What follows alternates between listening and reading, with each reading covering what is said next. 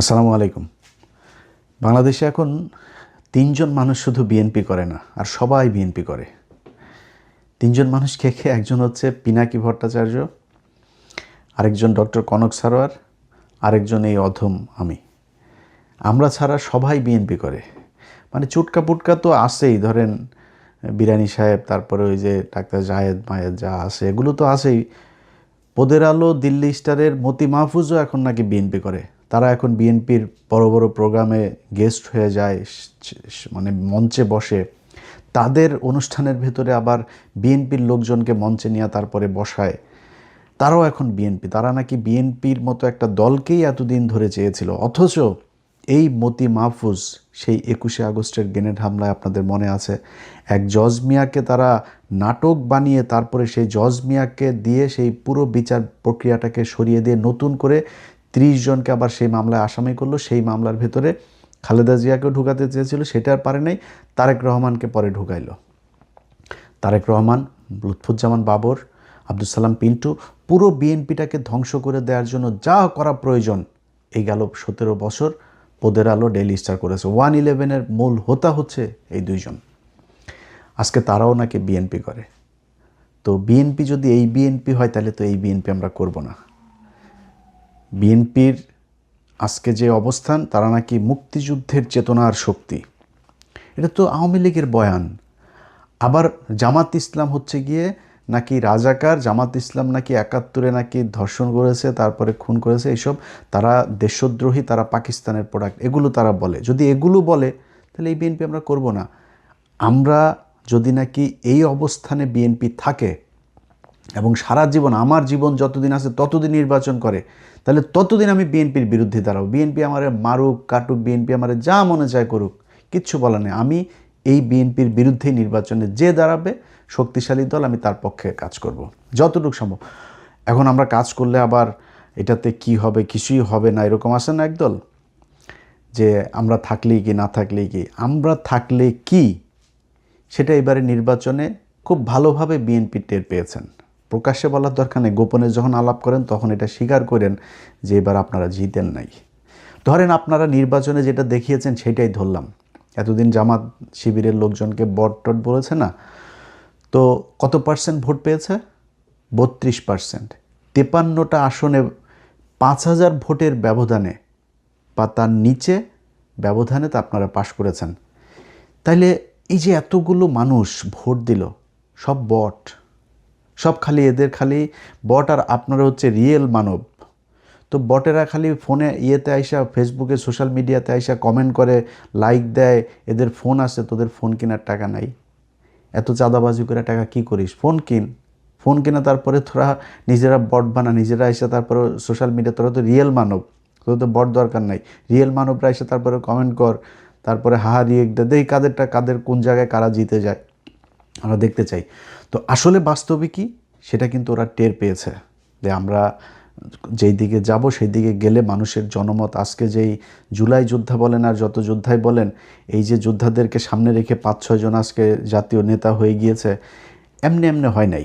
এখানেও এই পিনাকি ইলিয়াসদের অনেক অবদান আছে, এগুলো এত দ্রুত মুখ পুষিয়া ফেললে হবে না।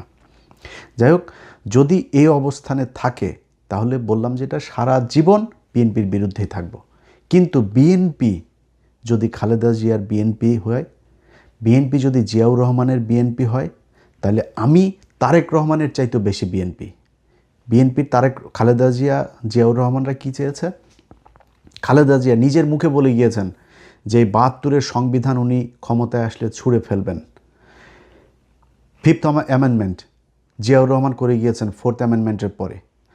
সেই শেখ মুজিবের বাকশাল থেকে শুরু করে পত্রপত্রিকার 4টা পত্রিকা ছাড়া সব পত্রিকা বাতিল করে দিয়ে একদলীয় যে শাসন ব্যবস্থা শেখ মুজিব করে গিয়েছিল, সেইটার বিপরীতে জিয়াউর রহমান 5th অ্যামেন্ডমেন্ট করে গিয়েছেন। বহুদলীয় গণতন্ত্রের প্রবক্তা। আমি সেই জিয়াউর রহমানের বিএনপি করি। এখন যদি আপনি মনে করেন যে বিএনপির এই যে নতুন করে শোনেন না যে রাজাকার, 71-এ জামাত ইসলাম নাকি ছিল রাজাকার, জামাত ইসলাম নাকি মানুষ খুন করেছে, 31 লক্ষ মানুষ মেরেছে, 2 লক্ষ মা বোনের ইজ্জত পাল করেছে, এগুলো শোনেন না? এগুলো বলা হয়। এগুলো কোনোদিন জিয়াউর রহমান বলেছে?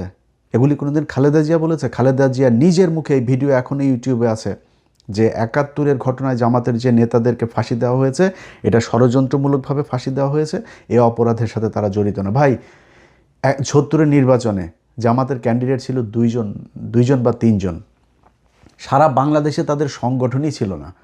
সেখানে তারা নাকি সারা দেশে শুধু জামাত একলা করলো, কেউই চায় নাই।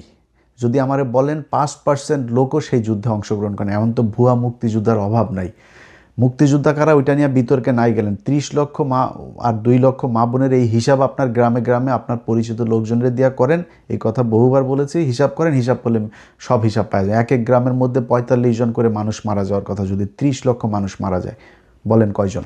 এক এক গ্রামে 3 জন করে মহিলা ধর্ষণ হওয়ার কথা।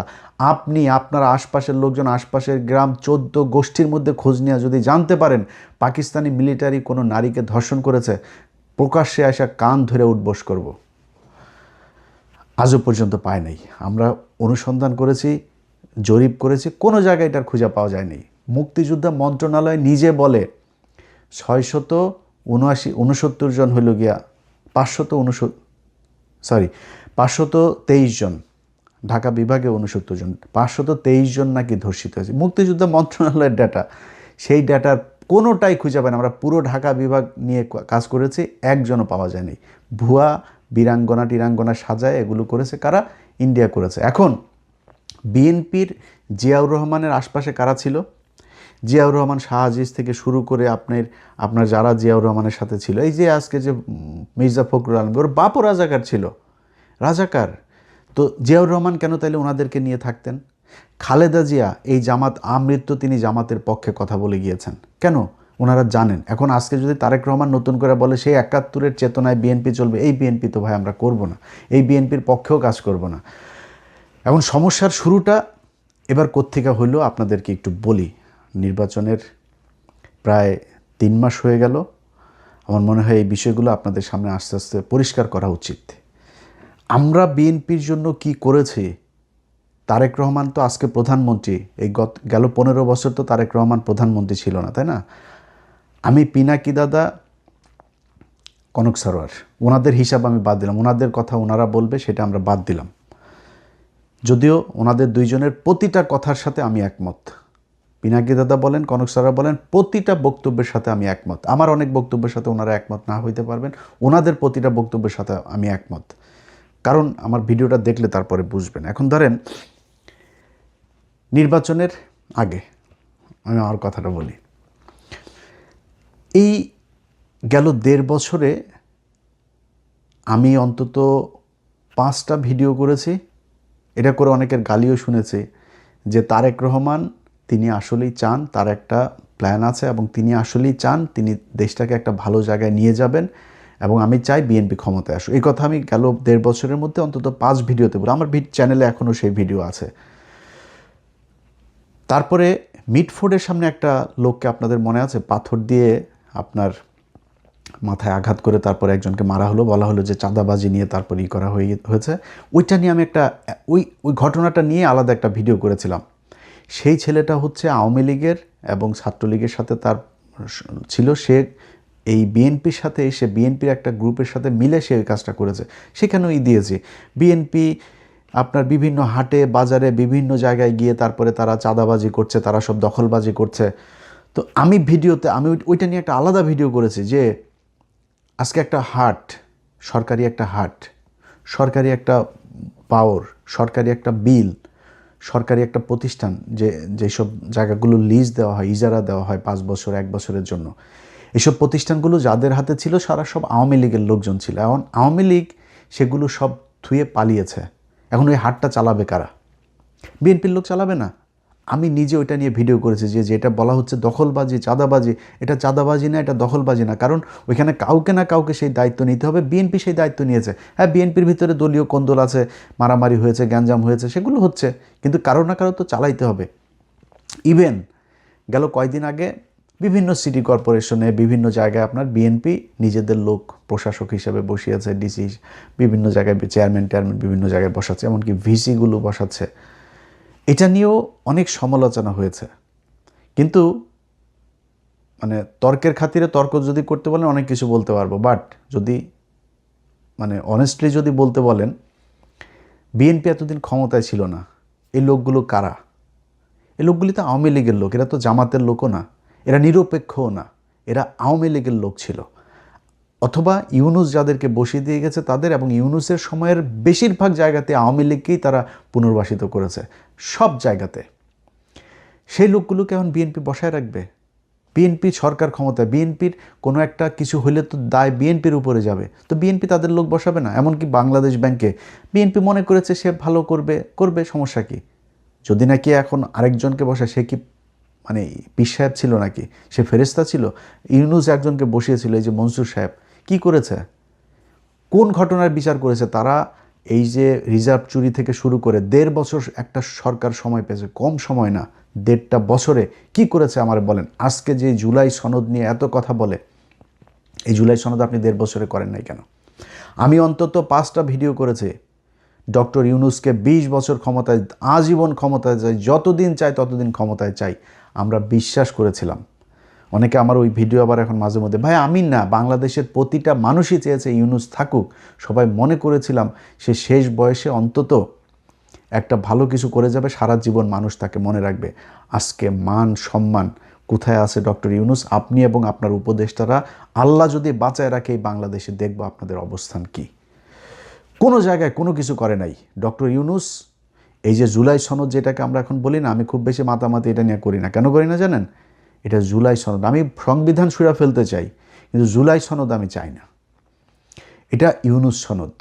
ইউনুসকে এই বিভিন্ন তার যারা পিতামাতা আছেন না, তার কিছু পিতামাতা আছেন, সেই পিতামাতারা যারা তাকে পরিচালনা করে, তারা বাংলাদেশে এই যে LGBTQ আছে না, গে, তারপরে সমকামী টমকামী, এগুলো বাংলাদেশে আজকে 55 বছরে যতটা আপনার হয়েছে, মানে এটাকে প্রমোট করা হয়েছে, ডক্টর ইউনুস তার দ্বিগুণ প্রমোট করে গিয়েছেন।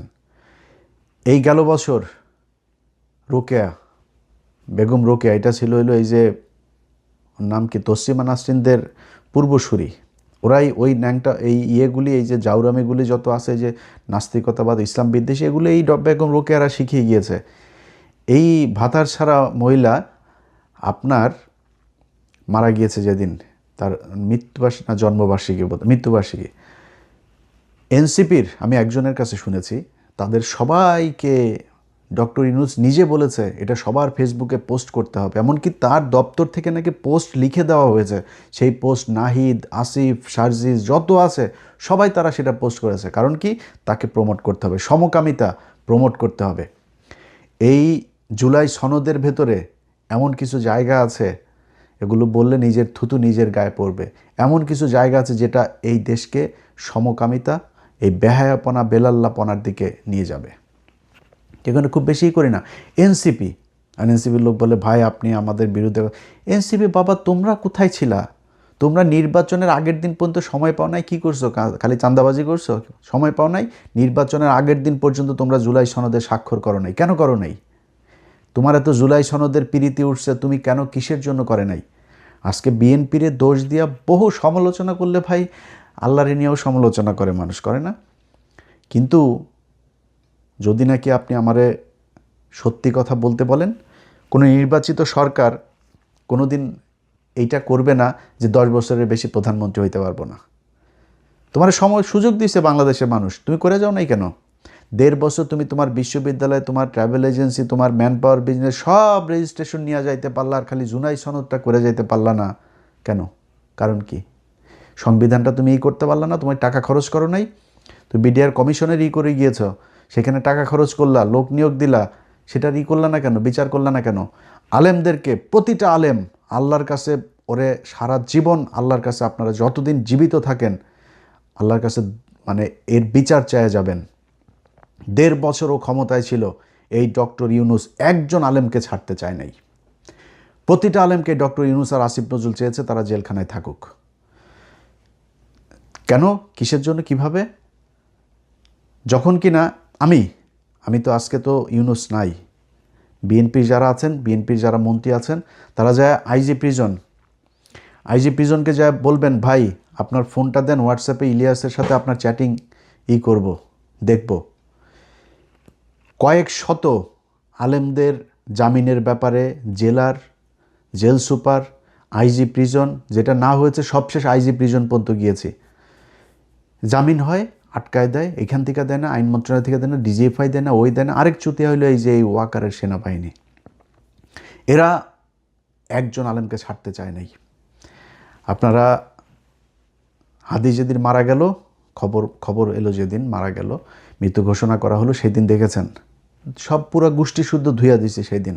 তারপরে আমার এই যে তার আগে আবার প্রথম আলোর ঘটনা, তো প্রথম আলোর ঘটনা আমি মনে করি, আমি যদি নাকি মৃত্যুর পরে যদি নাকি আল্লাহর কাছে যায় একটা কিছু দেখাইতে চাই যে আল্লাহ আমি বেহেশত চাই এইটার কারণে, তাহলে প্রথম আলোর বিরুদ্ধে থাকা এটা আমার একটা বড় কাজ।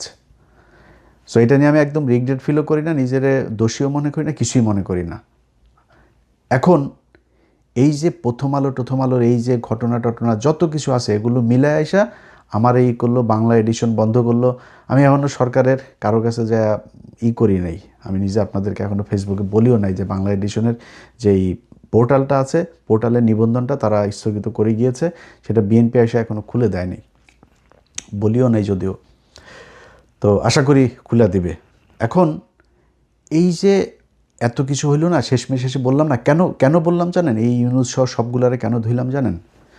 ধোয়ার পিছনে একটা কারণ আছে। ভাই আপনি, অনেক মানুষ আছে জ্ঞান দেয়, হ্যাঁ ভাই আপনি এটা এরকম কেন করলেন, এরকম করলেন। আরে বেটা তোর খারাপ লাগে না, আমার খারাপ লাগে। কি খারাপ লাগে জানিস আমি কি করেছি? 1.5 বছর আলেম, বিডিআর, এদের জন্য বহুত কিছু নষ্ট করেছে, বহুত মানুষের সাথে সম্পর্ক নষ্ট করেছে। আজকে সেনাবাহিনীর সাথে যে আমার যে সমস্যা, এই পিলখানার ঘটনার বিচার যদি আমি না চাইতাম, সেনাবাহিনীর সাথে আমার কোনো সমস্যা হইতো না। আজকে যদি নাকি সরকারের, এই বর্তমান সরকারের একজন সামরিক বিশাল বড় একটা পজিশনে একজন লোক আছেন, রিটায়ার্ড একজন সেনা অফিসার, তো তিনার ব্যাপারেও আমাকে এই সরকারের ভেতর, অর্থাৎ ইউনুস সরকারের ভেতর থেকেই বলা হয়েছে ওনার ব্যাপারে কথা বলতে, কি ওনার ওয়াইফের সাথে ভারতীয় একজনের সাথে খারাপ একটা সম্পর্ক করে ফেলেছিল। তো সেটার দোষ তার ওনার না, ওনার ওয়াইফের দোষ। ওনার দোষ কি? কার কথা বলছি আপনার বুঝেছেন, আমি ওনার নাম আর বলছি না। এরকম অনেকগুলো বিষয় নিয়ে বারবার চেয়েছি এই আলেমগুলোর হোক, জামিন হয়। সবচাইতে বেশি মানে হেল্প যিনি করেছেন তিনি হচ্ছে বর্তমান আইনমন্ত্রী, সাবেক অ্যাটর্নি জেনারেল আসাদুজ্জামান। যদিও উনি এই যে দিলীপ আগারওয়ালার জামিনের সাথে ওনার কিছুটা রোল ছিল, এবং কায়সার কামাল যিনি এখন ডেপুটি স্পিকার, এই দুইজনের রোল ছিল। আসিফ নজরুল এটা মূল হোতা ছিল, তাকে ছেড়ে দিয়েছে তারা। সম্ভবত 7টা মামলা রাতের আধারে চুপি করে তারপরে একটা করে তারা জামিন দিয়ে তারা দেশ থেকে বার করে দিয়েছে। তারপরে আমরা জানতে পারি, এরপরে আসাদ ভাইয়ের বিরুদ্ধে আমি কথা বলেছি, কিন্তু সত্যি কথা বলতে আসাদ ভাই এই আলেমদের মুক্তির জন্য ওনার কাছে যখনই কোনো কথা বলেছি তখনই উনি সাথে সাথে সেটা অ্যাকশন নিয়েছেন, এবং দেখা গিয়েছে সেটা জামিন হয়েছে। এমনকি সেনাবাহিনীর বিজিবির প্রধান যিনি বিজিবি, আমি হঠাৎ করে একদিন একটা পোস্ট করেছিলাম যে জামিনের বিষয় নিয়ে, মানে সংক্ষেপে বলি, তখন উনি একজনের মাধ্যমে ওনার পরিচিত আরেক কলিগ, তো উনি ফোন দিল, ভাই উনি একটু কথা বলবেন। বললাম সমস্যা নেই, কথা বলবো। উনি বললো ভাই আপনি এটা পোস্ট করেছেন, এটা তো সত্যি না। আমি বললাম তাহলে আপনি ওনাদের জামিনের ব্যবস্থা করেন। যাক, তারপরে জামিন হয়ে গেল। ওই সময় সবশেষ জামিন যেটা ছিল সম্ভবত 31 জন বোধহয় জামিন হয় ওই দিন। এই কাজগুলোর প্রতিটা ক্ষেত্রে আমার মনে হয়েছে যে আমি মনে হয় বাংলাদেশের প্রধানমন্ত্রী, মানে আমি ছাড়া আর কারো কোনো দায়িত্ব নাই। এই 15 বছরে এই যে মানুষগুলো যে কষ্ট করলো, সবার আগে এসে তো ভাই আপনার এই পিলখানার বিচার করা দরকার ছিল। সবার আগে এসে যে আলেমগুলো জেলখানায়, এদের উপরে সবচেয়ে বেশি জুলুম নির্যাতন হয়েছে, তাদের এই বিচার করা দরকার হয়েছিল, করে নাই। এগুলো নিয়ে আমার সাথে সমস্যা শুরু হলো, এবং ওই দিন আমি তারেক রহমানের আশপাশের কিছু লোকজন আছে, যেমন কায়সার কামাল টামাল, এদেরকেও ধুইছিলাম। তো এটা নিয়ে বিএনপি আমার উপরে কষ্ট পেয়েছেন। তার উপরে যেদিন আমার ফেসবুক বন্ধ করলো মেটা আমার ফেসবুক বন্ধ করার পরে তারেক রহমানের খুব ঘনিষ্ঠ, যদিও উনি এখন সেটা একটা লাথি খেয়েছেন, ওর নাম হচ্ছে ওয়াহিদুজ্জামান। এই ওয়াহিদুজ্জামান হইল গিয়া তারেক রহমানের সাথে যেইভাবেই হোক সে কোনো একভাবে ঘনিষ্ঠ হয়েছিলেন। মানে এখন ইদানিং লাথি খাওয়ার আগ পর্যন্ত ঘনিষ্ঠই ছিলেন। তিনি তথ্য বিষয়ক বিএনপির তথ্য প্রযুক্তি বিষয়ক উপদেষ্টাও ছিলেন, সম্পাদক। সেই ব্যক্তি ফেসবুকে একটা পোস্ট করলেন যে আমার ফেসবুক তিনি খেয়ে দিয়েছেন, হ্যাঁ, আমার সন্তানদের পেটের ভাতের কথা চিন্তা করে তিনি এতদিন এটা করেন নাই, এখন তিনি খেয়ে দিলেন, বাড়াবাড়ি করলে জেলে যাইতে হবে আমারে নাকি, এই পোস্ট করলেন তিনি। এখন উনি তো ওই সময় ছোটোখাটো ব্যক্তি না, তারেক রহমানের তথ্য প্রযুক্তি বিষয়ক, তারেক রহমানের ফেসবুক, টুইটার এগুলোর টাসওয়ার্ডও তার কাছে ছিল তখন। তো সে তো ছোটোখাটো লোক না। তিনি যখন আমাকে নিয়ে এরকম পোস্ট করবে, আমি তারপরে বিএনপির পিছনে পিছনে ঘুরবো আপনার মনে হয়? ডক্টর কনক সারোয়ার উনি তো এখনও পর্যন্ত আমার জানা মতে বিএনপির বিরুদ্ধে কোনো কথা বলেন নাই। এমনকি আমরা নির্বাচনের 2 দিন আগে আমরা 3 জন লাইভে আসার কথা ছিল, সেই দিনও কিন্তু উনি যুক্ত হন নাই। আমি, পিনাকি দাদা 2 জন ছিলাম। সে ব্যক্তির বোন জেলখানায় ছিল, তিনি এই বিএনপির কাছ থেকে কি পেয়েছে? পিনাকি ভট্টাচার্যের সাথে কি হয়েছে আমি জানি না, বিএনপির কোন লেভেল থেকে কথা। আমি যতটুকু জানি যে তারেক রহমানের সাথে তার একটা বৈঠক হয়েছিল এবং সেখানে কি কি কথাবার্তা হয়েছে, কি কি কোন কোন বিষয়ে তারা সমঝোতা হইতে পারে নাই, আমি জানি না সেটা। আমার বিষয়ে আমি বলি, আজকে এপ্রিল মাস, তো 2025 সালের এপ্রিল বা মার্চ, এপ্রিল না, সম্ভবত মে জুন মাসের দিকে কোনো একটা, আমার মনে আছে যে কোনো একটা স্যাটারডেতে আমি আমার 2 ছেলেকে নিয়ে একটা মাঠে বল খেলছিলাম, যে কারণে আমার দিনটা মনে আছে, শনিবার ছিল। সেদিন আমাকে ফোন করলো মাহাদি আমিন ভাই। তো মাহাদি আমিন ভাই ফোন করে বললো যে ভাই, তার আগে আরও 2-3 বার কথা হয়েছে, তো ওই দিন আমারে শেষ মাহাদি আমিন ভাই ফোন করলো যে ভাই লিডার কথা বলবে, তো আপনি কখন ফ্রি আসেন? তো আমি মাহাদি আমিন ভাইকে বললাম যে ভাই, উনি আমার চাইতে বহু ব্যস্ত মানুষ, ওনার সারাদিন দল গুছাইতে হয়, দেশের বিভিন্ন জায়গায় কথা বলতে হয়। উনি যখন বলে আমার এখানে যদি তখন ভোর রাতও হয়, আমি তখন জেগে থাকবো, সমস্যা নেই। বসে বললেন যে আমি রেডি আছি, সমস্যা নেই, কথা বলবো। উনি ওর পরে আর আমার সাথে কথা বলেন নাই, এবং ওনাকে কে কথা বলতে না করেছে আমার সাথে, ওনাকে কে আটকিয়েছে আমার সাথে কথা না বলতে, এটা উনি বলতে পারবেন। সো সেই মানুষগুলোকে ওনার চেনা উচিত। আমরা কারা? আমাদেরকে তো কেউ টাকা পয়সা দিয়ে তারপরে বিএনপিতে আনে নাই। বিএনপি আমাদেরকে টাকা পয়সা দিয়েছে কি দেয় নাই, এটা তারেক রহমানের চাইতে ভালো কেউ জানে না, এটা তারেক রহমানই বলতে পারেন। অতএব এটা নিয়ে আর মানে আপনাদের সামনে ক্লিয়ারিফাই করার কিছু নাই। 5 জানুয়ারি 2014, ইলিয়াস হুসাইন তখন বিএনপিও করে না, আওয়ামী লীগও করে না, জামাতও করে না, কিছুই করে না। বিএনপির আজকে অনেক ভাইয়েরা আছেন, তারা ফেসবুকে তারপরে তাদের অনেকের পোস্ট দেখি, আমারে খুব তুচ্ছ তাচ্ছিল্য গালাগালি করে, খুব বাজে কথাবার্তা ভাষা ইউজ করেও তারপরে কথাবার্তা বলেন।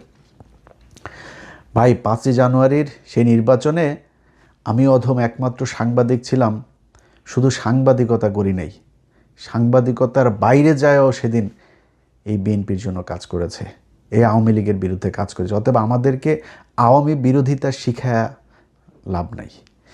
বিএনপির 15 বছরে তারেক রহমান, খালেদা জিয়া, তাদেরকে নিয়ে কোনো সমালোচনা করার কিছুই নাই, বিষয়টা এরকম না। এটা মানুষ মাত্রই থাকতে, অনেক কিছু করা যাইতো, অনেক মানুষ করেছেও।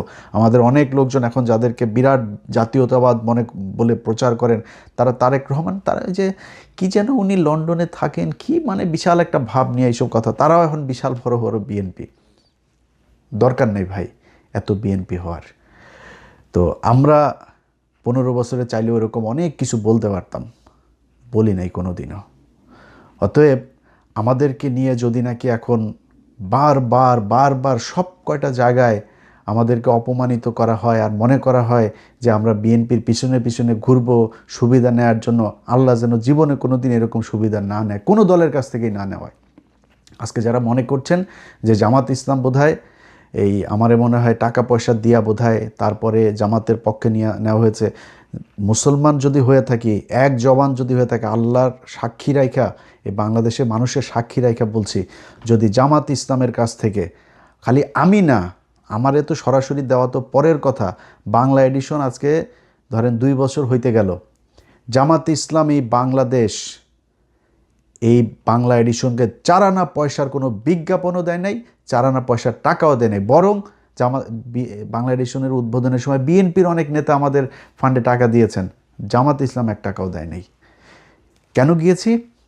মনে করেছি যেই বিএনপি নির্বাচনের আগে বলেছে যে বিএনপি আওয়ামী লীগ ভাই ভাই, নির্বাচনের পরে আওয়ামী লীগের সবার মামলা প্রত্যাহার করে নেওয়া হবে, এবং সেটা হচ্ছেও এখন। আজকে একজন এই চিন্ময়ের মতো একজন সন্ত্রাসী, তাকে আজকে জামিন দেওয়ার জন্য সংস্কৃতি মন্ত্রী, এই নাম কি রায় চৌধুরী, এই বদমাইশ আপনার বলে যে তাকে ছেড়ে দেওয়ার জন্য সে ব্যবস্থা নিচ্ছে। তুই কে রে বেটা? তুই জজ, তুই আইনমন্ত্রী, তুই প্রধানমন্ত্রী, তুই রাষ্ট্রপতি, তুই ক্ষমা করার কে? বা তুই প্রধান বিচারপতি? তুই কে?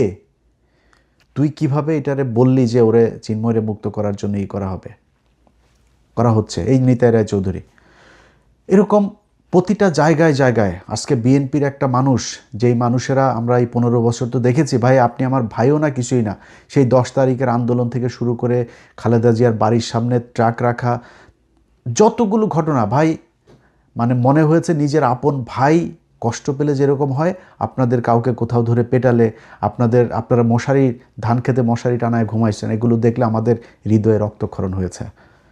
সেই মানুষগুলোর খারাপ লাগে না?